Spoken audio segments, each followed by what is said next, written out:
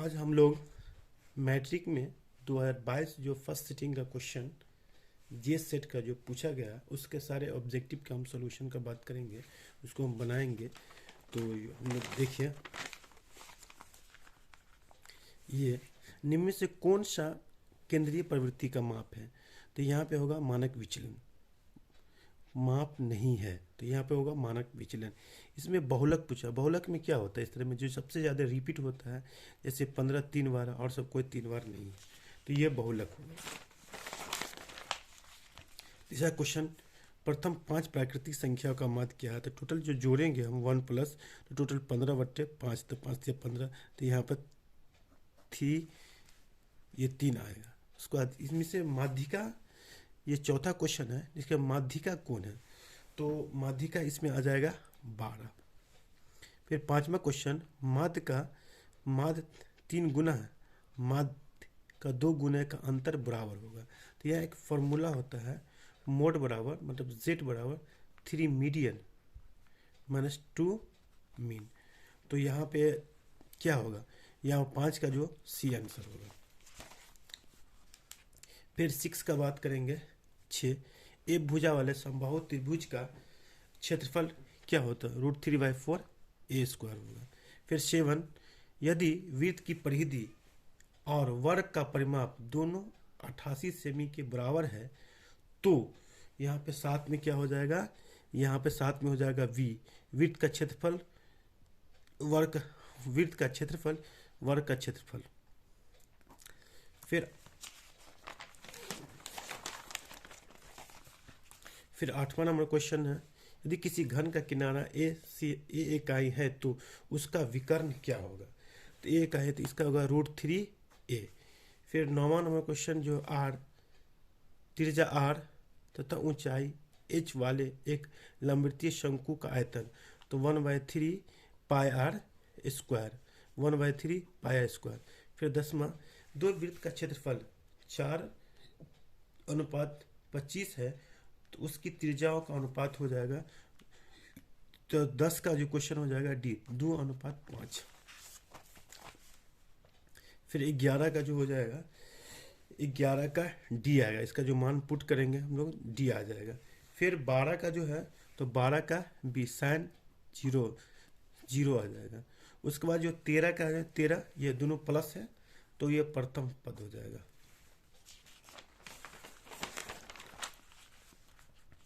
14 का जो है ये 10 45 का मान 1 होता है, 10 60 का मान √3, तो ये सी हो जाएगा। फिर 15 का जो है सो x 0 हो जाएगा। 16 का एक छड़ की लंबाई और उसकी छाया का अनुपात 1:3 है तो सूर्य कौन बनाएगा? तो यहाँ पे 16 जो हो जाएगा ये 30 हो जाएगा, 10 30। उसके बाद 17 का जो है ये ए आंसर हो जाएगा। ये मूल बिंदु में से भिन्न, तो ये सूत्र, ये दूरी का फॉर्मूला पूछ रहा है, दूरी का ये आ जाएगा। फिर 18 का जो है इसका ये निकालेंगे तो 31 आ जाएगा इसका 18 का। फिर 19 में क्वेश्चन है तो 19 में क्वेश्चन में इसमें कोई नहीं होगा, डी होगा, डी। फिर 20 का जो क्वेश्चन होगा, मूल बिंदु की निर्देशांक 0 हो जाएगा, 0। फिर निम्न में से कौन सबसे छोटी प्राकृतिक संख्या है? तो 21 जो है, 21 में सबसे छोटी प्राकृतिक संख्या है, गिनती की संख्या को प्राकृतिक संख्या कहते हैं, तो 1 से तो स्टार्ट होता है, सबसे छोटी ये 1 हो जाएगा। और 22 जो है, निम्न में से कौन सी संख्या परिमेय संख्या है? परिमेय संख्या है तो सिर्फ ये होगा, 22 का ये होगा, इसका जो रूट निकल जाएगा तो 5 आएगा। निम्न से कौन अपरिमेय संख्या है? तो ये परिमेय संख्या, ये भी परिमेय संख्या, ये भी परिमेय संख्या, अपरिमेय संख्या 23 हो जाएगा। 24 में, यदि p और q दो अभाज्य संख्या है तो मौसा क्या होगा? तो मौसा जो है दोनों p q तो a हो जाएगा।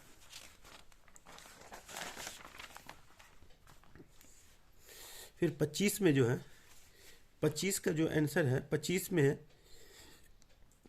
सी हो जाएगा, सी। 26 में मौसा निकालना है, तो 26 का जो आंसर है वो ए हो जाएगा। फिर 27 का जो है इसका √12 का अपरिमेयकरण गुणांक है, तो 27 का जो है, तो 27 का जो है जो डी हो जाएगा, रूट टूटेगा तो क्या हो जाएगा, √2 × 3 × 3, तो क्या हो जाएगा, ये 12 है, तो √4 × 12, तो 2 कॉमन हो जाएगा। 28 नंबर क्वेश्चन है, यदि P एक धनात्मक पूर्णांक है तो यदि P एक धनात्मक पूर्णांक है तो धनात्मक सम पूर्णांक का रूप होगा। तो 28 का जो आंसर आ जाएगा, तो 28 का P+1। फिर 29 का निम्न में से किस दशमलव का प्रशांत शांत है, तो जो प्रशांत शांत है 29 में आपका डी आ जाएगा। फिर 30 में निम्न से दशमलव का प्रशांत है, निम्नलिखित में किस दशमलव का प्रशांत अशांत है, तो अशांत है तो 30 का सी आ जाएगा, अशांत मतलब जो नहीं करता।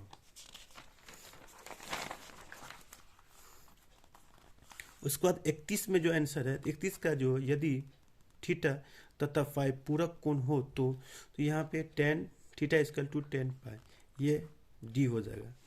फिर 32 का जो है, 32 का ये मान लेंगे इसका, तो 32 का बी आंसर हो जाएगा, बी। फिर 33 का जो है ये बी आंसर हो जाएगा, 1 + tan² = sec² θ। ये क्या हो जाएगा, 34 का जो हो जाएगा, 34 का सी, ये tan² + cos² = 1, तो 2 को 1 से गुना करेंगे तो 2 हो जाएगा। 35 का जो आंसर है, 35 में इसका मान होता है 5 कॉमन ले लेंगे, तो इसका मान हो जाएगा क्या, 35 का बी आ जाएगा।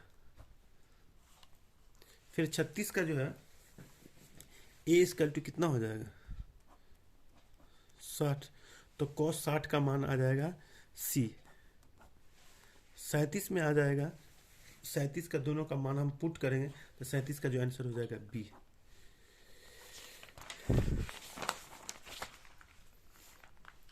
फिर 38 में 1/√3, तो 1/√3 है 30, tan 30 का मान, 1/√3 तो tan 30 का मान है। फिर 39 का जो है, 39 में आंसर बी आ जाएगा, सोल्व करना पड़ेगा, 39 का आंसर बी आ जाएगा। फिर 40 में जो है, तो 40 का जो आंसर है ए हो जाएगा, ए, इसका मान पुट करेंगे तो आ जाएगा ए। उसके बाद 41 में आंसर इसका डी निकालना पड़ेगा, 41 में इसका आंसर डी आ जाएगा। फिर 42 में इसका कोई, ये 42 का जो आंसर है वो सी आ जाएगा, सी, 42 का आंसर सी आ जाएगा। उसके बाद 43 जो है, तो 43 में सी आ जाएगा, सी, निम्न से कौन सा द्विघात समीकरण है, सी आ जाएगा। फिर 44 में निम्न से कौन सा द्विघात समीकरण नहीं है, तो निम्न से कौन सा द्विघात समीकरण नहीं है, तो डी आ जाएगा। फिर 45 यदि द्विघात समीकरण 2x² - px + p = 0 का मूल समान है तो p का मान यह 0.8 हो जाएगा, ये सी आंसर आ जाएगा। फिर 46 में यहाँ पे मूल वास्तविक नहीं है तो 46 का सी आ जाएगा। 47 में यदि अल्फा तथा बीटा द्विघात समीकरण s² - 3√3x - 12 के मूल हो तो अल्फा + बीटा, यहाँ पे 47 में आपका आंसर सी आ जाएगा, घट जाएगा। 48 में आपका आंसर बी आ जाएगा, 55 निकालना पड़ेगा, tn = a + n - 1 × d। फिर 49 में निम्नलिखित में से कौन सा समांतर श्रेणी क्रम में है, निम्न में से कौन सा समांतर श्रेणी क्रम में है, तो ये ए 49। 50 में nवां पद पूछ रहा है, 50 में इसका जो निकालेंगे हम तो बी आ जाएगा, बी 50 में। फिर 52 में समांतर श्रेणी में 1/20 में इसका डी पूछा है, डी, तो 52 का जो हो जाएगा ये ए हो जाएगा, 52 का। अब 53 में जो है, तिरपन यदि समांतर श्रेणी का सामान्य 5n-7 है तो इसका प्रथम पद कौन होगा। इसमें 52 में प्रथम पद जो हो जाएगा, इसमें ये 53 में आपको हो जाएगा -2 निकालना पड़ेगा इसको, इसका n का मान पुटिंग करेंगे तो आ जाएगा। उसके बाद हम लोग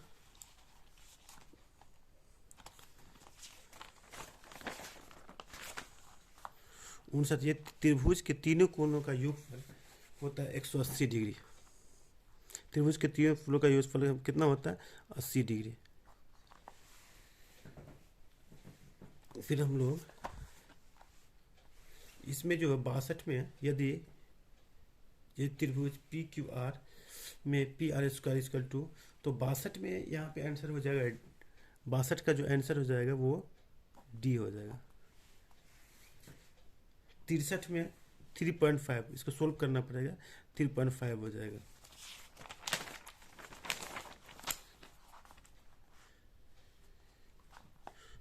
चौसठ में जो है 64 का जो इसको निकालना पड़ेगा, तो 64 का जो आंसर है वो आपको 64 निकालने के बाद ये आपको 8 cm आएगा। इसको निकालना पड़ेगा टोटल फॉर्म खींच करके, तो ये 8 cm आ जाएगा। फिर 6 सेमी त्रिज्या वाले वृत्त पर खींची गई दो समांतर रेखा के बीच की दूरी होगी कितना। इसमें 65 में जो है यहाँ पर 66 है कि किसी बराह बिंदु में वृत्त पर कितनी स्पर्श रेखा खींची जा सकती है। किसी बराह बिंदु पर कितनी स्पर्श रेखा खींची जा सकती है, इसमें 3। 67 में दी गई आकृति में से त्रिभुज ए ओ बी 30 डिग्री है, तो त्रिभुज ए पी बी का मान निकालना है। तो इसमें ये 50 डिग्री हो जाएगा बी।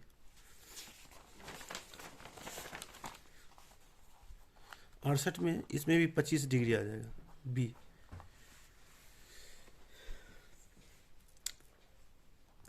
69 में बराह स्पर्श से बराह रूप से स्पर्श करने वाले दो वृत्तों के वनिष्ठ स्पर्श रेखा की संख्या 3 हो जाएगा।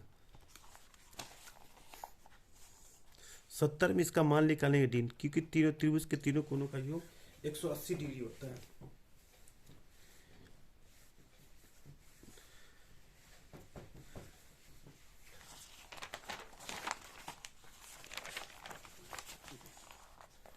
उसके बाद 72 में 3 सेमी त्रिज्या वाले गोले की आयतन, 3 सेमी त्रिज्या वाले गोले की आयतन, तो यहाँ पर हो जाएगा 36 पाई। फिर 73 में यदि वृत्त की परिधि 10 पाई है तो उसका आयतन कितना हो जाएगा, तो आयतन उसका जो हो जाएगा 25 पाई सेमी स्क्वायर। 74 में क्या है, 74 में एक घनाभ की लंबाई चौड़ाई तथा ऊंचाई क्रमशः 8 cm, 6 cm, 5 cm है, तो उसका विकर्ण कितना होगा। तो ये रूट में हो जाएगा सब, ये 8 का स्क्वायर हो जाएगा, ये 6 का स्क्वायर हो जाएगा, तो इसका 5√5 आएगा, 74 का ये आ जाएगा। 75 4 सेमी त्रिज्या वाले अर्धवृत्त का क्षेत्रफल कितना होगा, 75 का डी हो जाएगा 176। फिर 76 का निम्न में से कौन सा एक निम्न में कौन सी एक घटना की प्रायिकता नहीं हो सकती है। निम्न में से कौन सी प्रायिकता की घटना नहीं हो सकती, जो प्रायिकता का मान हमेशा 1 के बराबर या 1 से कम होता है, ये नहीं हो सकता।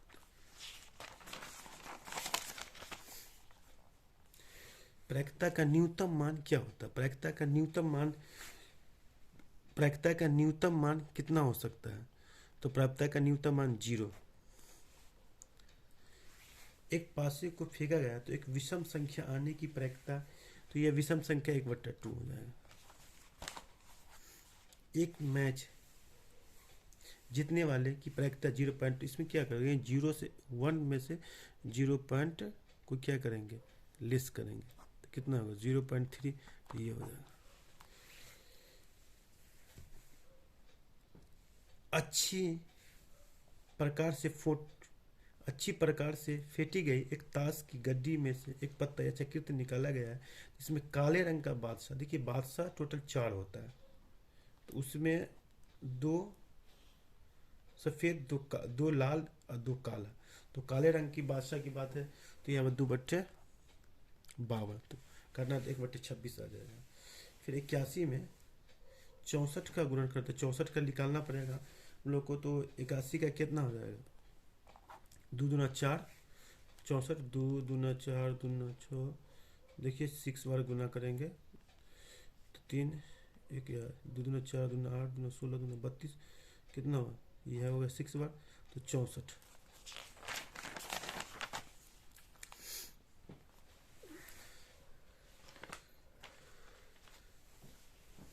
तो हम लोग फिर यदि किसी द्विघात बहुपद के यहाँ पे समीकरण बनाने के लिए कहा है, शून्य अल्फा 6 दिए हुआ, बीटा अल्फा 2 दिया हुआ, बीटा 6 दिए हुआ, तो इसमें ये समीकरण बनेगा कि इसका सूत्र होता है s² minus alpha plus beta x plus alpha into beta.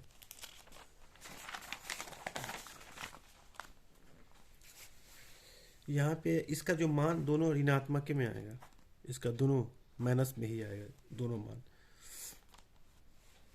यहाँ पे ये इसका जो मान निकालोगे तो -6 हो जाएगा।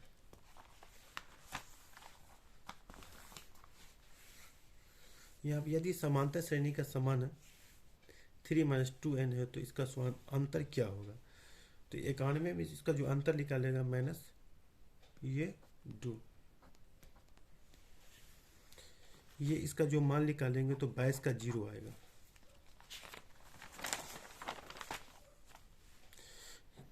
ये इसका आंसर ये होगा, जब हम निकालेंगे तो ये समकोण त्रिभुज, इसका जो आंसर आएगा वो 12/13 आ जाएगा। फिर हम लोग cos थीटा बराबर p, तो 10 का मान ज्ञात करना है, तो 10 का जो मान निकालेंगे तो 10 का मान क्या है, ये जब निकालेंगे तो 10 pbh निकालने के बाद ये 10 का मान यही आएगा। 95 1 by sine equal to cosec b आ जाएगा। फिर ये जो है ये कट जाएगा, तो ये कट जाएगा तो 1 आ जाएगा d। फिर cot 1/√3, तो सेक कितना का मान आएगा 97 में cot, तो सेक ये इसका आंसर 2 आ जाएगा।